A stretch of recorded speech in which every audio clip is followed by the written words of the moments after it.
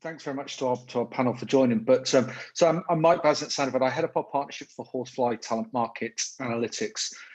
We are a platform that is providing real-time insights on the marketplace around skill sets, competitor analysis, gender, supply, demand, education, and salary within that whole talent market. And that's really to help businesses understand the landscape that they're working in before actually going out there to try and hire those people. And our data is aggregated from right the way across the social web. I'm really interested in hearing Neil talk about sort of where you're going to find people. We use a plethora of sources from the likes of GitHub, Stack Exchange, LinkedIn, Facebook, Twitter, anywhere across that social web to pull that information in and give people the insights around where that talent they're looking to hire might be. We're a global business with data analytics right the way across Europe, US, LATAM, and Asia, and that's continually growing. So that's just a really quick intro from myself in terms of what we do. I just want to really introduce our panel today, and a huge thanks to some of our partners. Especially, we're talking about a data-driven strategy in hiring tech talent. Rich from Fibre, your recruitment delivery lead. Rich, we've worked together for many a year now. We've got Luke Tooze from Admiral, and Luke's one of our newer partners, so great to have Luke involved, and also Bill Gill from the Home Office, and again, Bill has been a long-term sort of partner of Horsefly. And what I wanted to do today was, rather than kind of do a product demo really, but talk to our partners around some of the challenges that they've had, over this sort of challenging period in the economy we've had, where they are today, and what the future looks like. So I've got some questions, and really going to be an interactive session, but I'm going to fire out to Luke first, and Bill and Rich, please do jump in with sort of any of the points you've got. But Luke, you're one of our newest customers and partners that have come on board, and actually through quite a challenging time. So, I suppose the first question is how is data supported, and what changes have you had to make since the start of the year, and in what way has the data had an impact on you and the business? Okay, thanks, Mike, for the intro. Yeah, it's been a bit of a turbulent year, to say the least, I think. So getting into the finer detail of things, we very quickly found ourselves in a global war for talent.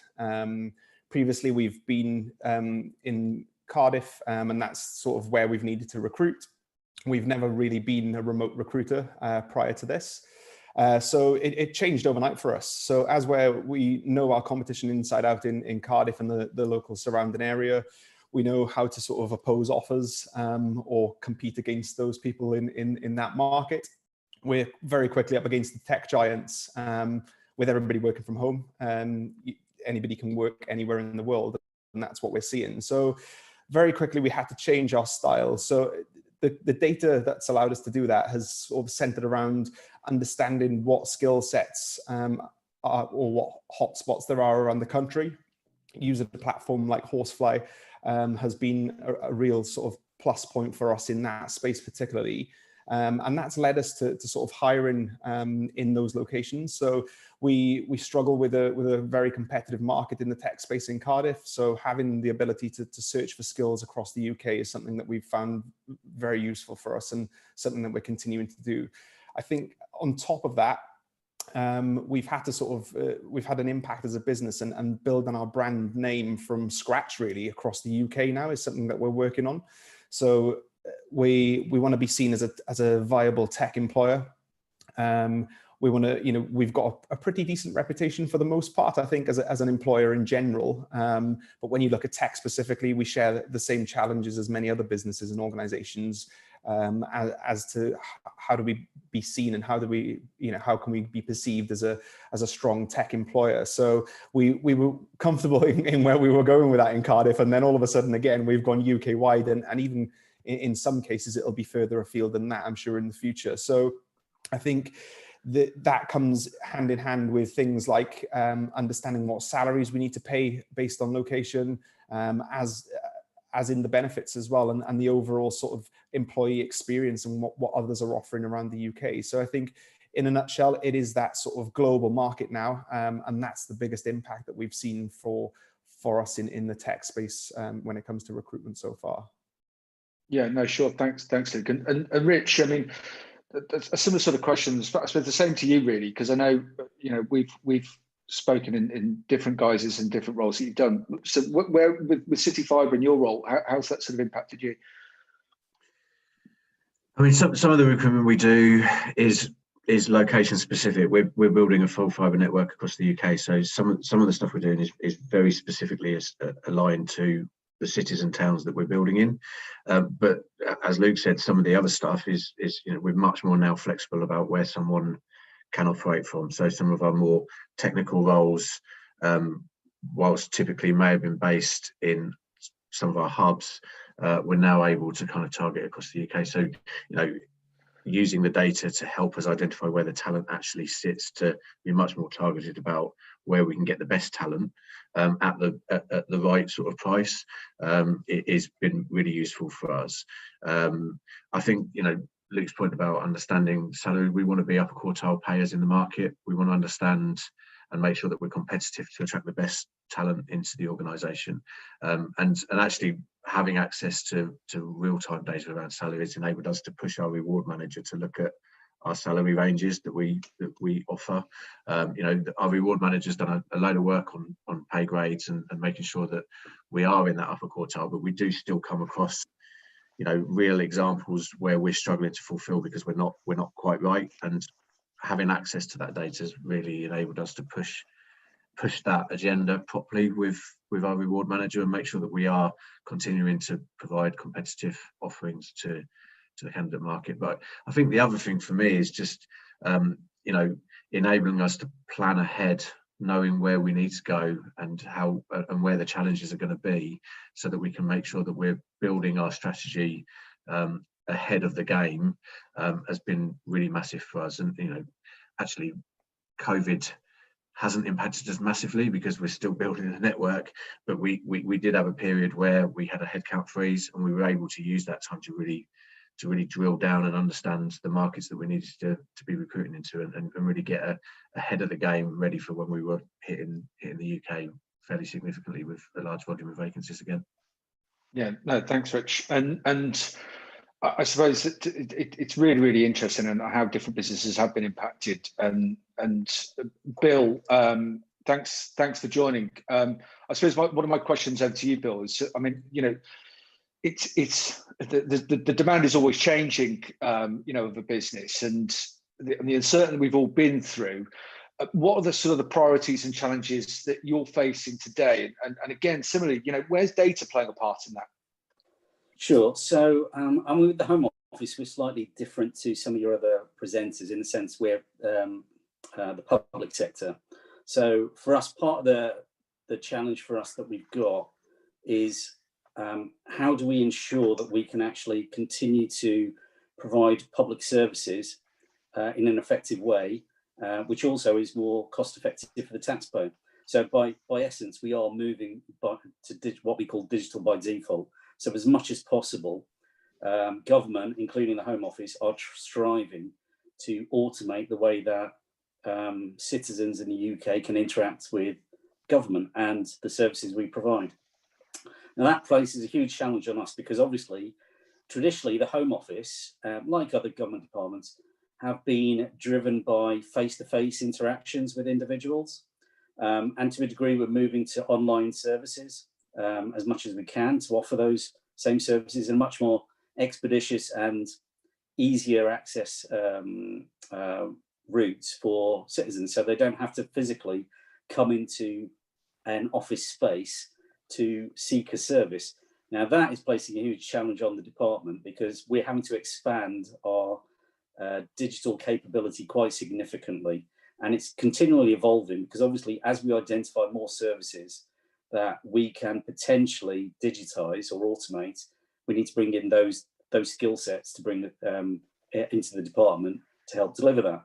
Now, for us, the big challenge that we've got is we're facing the private sector, and we offer public sector salaries. Now, sometimes our salaries can be quite competitive, sometimes they can't be. It all depends on what the market situation is at that time.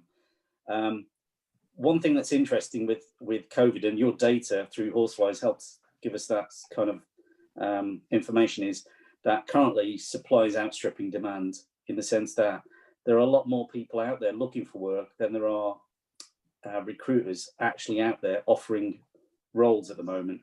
So it's become a bit more of a buyer's market in that sense. But we are, for us, it's about how do we target, and it's very similar to what Luke has been saying as well, that it's using some of the data that you've been sharing through Horsefly with us to identify where are the areas we should be seeking to attract talent. Because traditionally we have been very centred on London and the Southeast, and that meant that we were cutting off potentially huge swathes of talent that choose not to move to those areas. So we are looking to change our footprint, so we've got more footprints in the north. So we're creating digital hubs in Sheffield and Manchester, but equally one of the things that we're looking to do as well is how do we become more attractive in the sense of not being so restricted to a specific location. So how do we offer remote working as a more viable long-term option to people who potentially could do the work remotely because they don't have to physically work in an office to do the work we need them to do. I think that's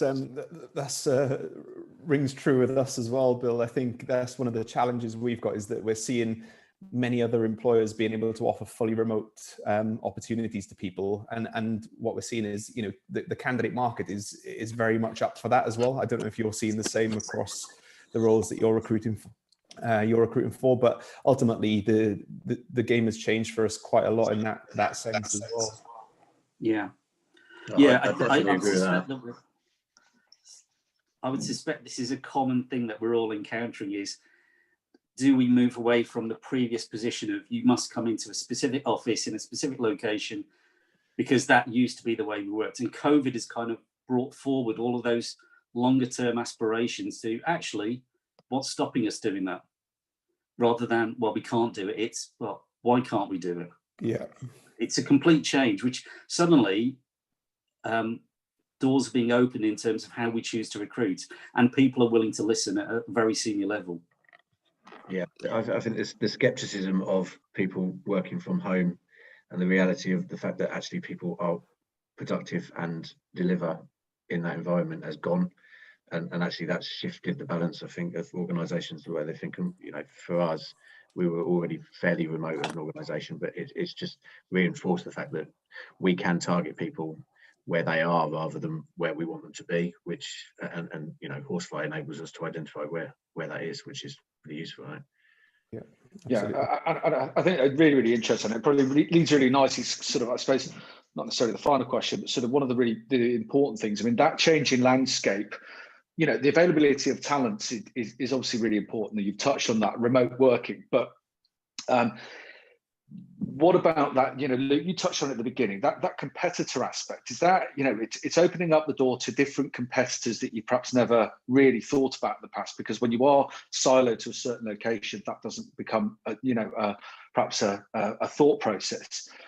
And how's the data then? I mean, and this is probably to all of you really, because Bill, you've touched on opening in Sheffield and you know, Manchester in terms of, you know, hubs. You know, how are you using the data to drive that future strategy, and the impact that everything has had so far? Should I take that, or do you want Luke to? You go for it, Bill. Go on, Bill. You okay. can take us away. Yeah. So for us, so what we've been doing, we've obviously got your self-service tool that we utilise to kind of give us ideas of what the labour market situation is in those local areas, but also nationally, so we can consider local attraction strategies for those specific areas, but also more nationally in terms of remote working. Going forward as well, it gives us an indicator as well of what's our local competition then? Who are we actually competing against in those locales, who are going to be our immediate competitors? and what are the salaries that they're proposing to offer for the skill sets that we need. And that would be reflected in conversations we need to have internally with our rewards teams to say, well, here's the competition we're up against, what can we do? But it also feeds into our wider attraction strategy, because we do recognise as a public sector, in the digital market at least, we may not necessarily always be competitive on salary alone. So it's how do we promote why it's more beneficial to work for us than work in a private sector company. And for us, it's all about additional benefits that we can offer. So the fact that you get an opportunity to work on something that has an effect across the entire country, across the entire population, and sometimes more widely for some of the work that we do.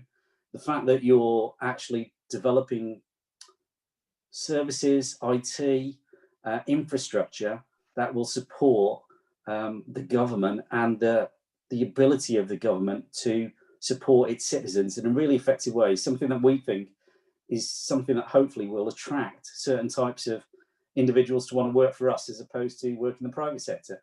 And then, of course, there's the other non-tangible benefits that we can offer, you know, in terms of we have quite a attractive pension scheme for those that are interested.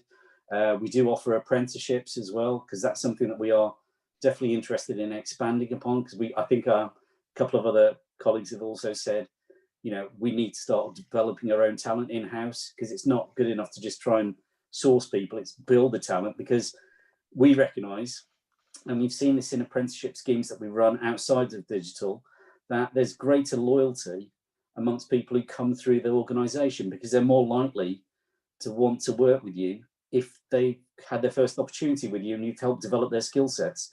And we can offer quite a lot of non-digital skill sets as well, in terms of wider management, program, activity, etc., that we hope will actually fill out someone's CV quite a lot and might make us more attractive and kind of get us over that little salary issue, if that is the issue that we have to overcome.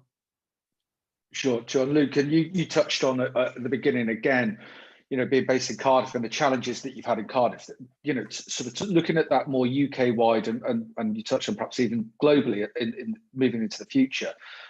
How's the planning for that going ahead, and you know, how do you sort of compensate, I suppose, for those, you know, different competitors?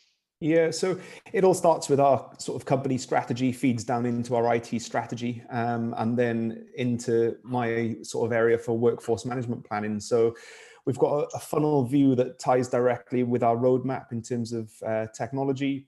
So what skills are we looking for in the short, medium, and long term? So we've done a lot of work around that, and then Horsefly as a tool has been able to sort of supplement us and say, these skill sets are most popular in these areas. You can expect to pay this much money. You've got X amount of males, X amount of females in that space. So it's a little bit more wider reaching than just, oh, here's the information. We're actually using it to shape sort of our women in tech strategy. So we've utilized the platform to explore other and, you know, more talent pools than what we would have done or what we would have had access to before. I think making calculated decisions on the top universities that see females graduate from STEM subjects has been a huge part for us. That's built, you know, the foundations for our strategy for women in technology next year for Admiral. We're now reaching out to those universities, building relationships with them based on that key data. So I think that's something that we've been quite proud of, that we didn't really, it was like a hidden extra for us when we started thinking about the platform and how we can use it. Because being an insurance company, data is key for us across many different areas. A lot of our work starts with the research and analysis piece, and a lot of what we're doing mirrors what Bill has said. You know, I'm not going to go over those points in too much detail again, but building the brand and things like that are going to be huge for us, but knowing where to do it is key. And that then in turn controls spend, helps us control which partners we use to find the resource. Are we using the right agencies for the right resource? But furthermore, it helps us make sure that we can get the right people in the right roles at the right time. And that's for across the board, not just into the roles in technology, but for our recruitment team. We've got an amazing recruitment team that, you know, constantly are are out there searching, and we have that proactive method of LinkedIn Recruiter and finding people ourselves ahead of the curve before it gets to the point where, oh, we needed that person yesterday, which has historically been the way that we've been working, but I think this proves that we can change, and we're adapting to new environments and using data to support us along the way. Perfect. And I think Tash is on. How are we doing on time, Tash? Have we got a couple of minutes left, or? Yeah, no. So you've still got roughly sort of 10 minutes. We have had a couple of questions come in. One was just praising you, so we can do that one at the end. The other one was actually just around leadership. And it's a key question. Is you mentioned leadership, Bill, starting to listen now, which is great. How much of an impact does data have during leadership discussions? And actually, how do you have those discussions to get that stakeholder buy-in? Might be a really good question to answer, because I know that's a key one for everyone. Yeah, I think data has been really critical, because without that, we haven't been able to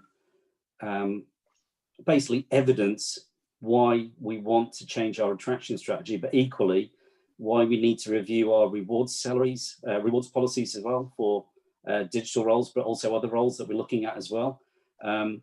It also influences our ability to explain why we need to enhance our current EVP and brand, because we do recognise people don't necessarily view the Home Office as like the first choice for digital roles. We need to get out there and actually explain to the digital market, actually, we are out there and we offer a huge variety of digital roles. That's something that we're trying to catch up on, so that we're viewed in a closer way to the private sector, in the sense that, yeah, Home Office should be one of those preferred choices for as an employer going forward. We know that's a major thing, but all of the data we've been gathering through Horsefly and other areas is we're using that to kind of justify the decisions at the top, and that's been really helpful, because it's meant that they're starting to buy into the concept of producing more labour market reports for roles that they find hard to fill, or for roles that they want to fill going forward, because it means we can build that into the attraction strategies for those skills. So that's been really helpful for us. For the first time, we've actually got data that can actually be used to get senior manager buy-in, and that's been the big change that I've seen over the last few months. That's great. And I suppose I had one question for Rich. I'm going to put you on the spot, because you've used Horsefly for a long time. But if there's one thing that you would say you've done differently from sort of beginning of the year and the challenges we've been through with COVID to now, what would you say that's been, moving forward and future strategy? I know that's a big question, but so I get the biggest thing for me, and I echo a lot of what Luke said about the value of Horsefly and the insight that we're getting, and it's not just at a tech level, it's across our whole organization. But what I've really now got to the point of is I'm using the tool to plan for future, but it's enabling me to react to issues. I've now got people in the team that are using Horsefly. They're getting the insight, and then the final slide of their kind of presentation back to the business is actionable change, the things that we're actually going to do to influence solving the issue. It's great having access to data and insight, but if it doesn't actually generate any change or kind of deliverable actions, then it's not really doing much. But where I've really now got to with the team is that we're able to understand an issue and come up with 5 key things, 6 key things, whatever, that we're going to do differently to impact a different approach to ensure that we fill the role. And for me, that's the biggest impact that we've started to get out of the system is yes, I can plan for the future. Yes, I can demonstrate insight to leadership and help justify our strategy, but actually at a tactical level, I can make real key changes to ensure that we fill the roles as quickly as possible. And that's what I massively love about where we are as a business now with the tool. Yeah, I'm going to add a little bit to that, if that's okay as well, from my perspective. I think we've used it in a way to say, well, actually, that skill set is going to cost us X amount, and we're finding that they're based quite far away from where we are. So we can factor that into a learning and development pathway. So we build career development for our own sort of employees, particularly around those technologies that are very difficult to find. We use some legacy technology and very difficult skill sets to find in insurance and in insurtechs. So I think having that and having the ability to say, well, rather than going out there and trying to hire these people and it costing us quite a lot of money through salaries, agency fees, and everything else that comes along with it, we can look at upskilling in certain areas. So for me, that's been an added benefit again for us to take to leadership. And so it's not just about, we're going to be recruiting these roles, here's the information. We can upskill our current employees as well off the back of that. No, I think it's a brilliant build, borrow, and buy, isn't it? And I think that more often than not, that if you can't find, we're always thinking now, and I suppose the advantage of planning is that you can start to think about the strategy you talk about, Luke, and Bill and Rich as well, in terms of university partnerships and that next generation of talent coming through. And I also think that plays a big part in the gender piece as well, because we know, I've spoken to all of you, and Bill, you touch on it as well. Gender diversity is becoming, well, it's been around for a long time, and actually within the technology marketplace, there is only a certain amount of gender diversity. So how do we build that next generation? And I think you've touched on some of that as well. Yeah, I think actually what the data you've been sharing with us through Horsefly is actually bizarrely reassured us in the department, because we're actually finding at the moment we're outperforming the general market of supply. That we know what the ratio of female digital specialists are, and at the moment we've got more females employed than than the data that's being presented to us nationally. So that's a positive, but equally we recognise that we shouldn't just accept that. We need to increase it so that there's greater parity between the genders going forward. And that there is that point that I think Richard and Luke have both said as well, about how do we increase our women in tech and what are going to be our initiatives. And I think that point about, do we go for people who've got all the experience, or do we go for the people who've only recently graduated and targeted those areas and build up their capability with us? That's something that I think might be something that might be more effective for us, bearing in mind we potentially might have less competitive starting salaries for people with less experience, but maybe we can offer something else to them. Yeah, perfect.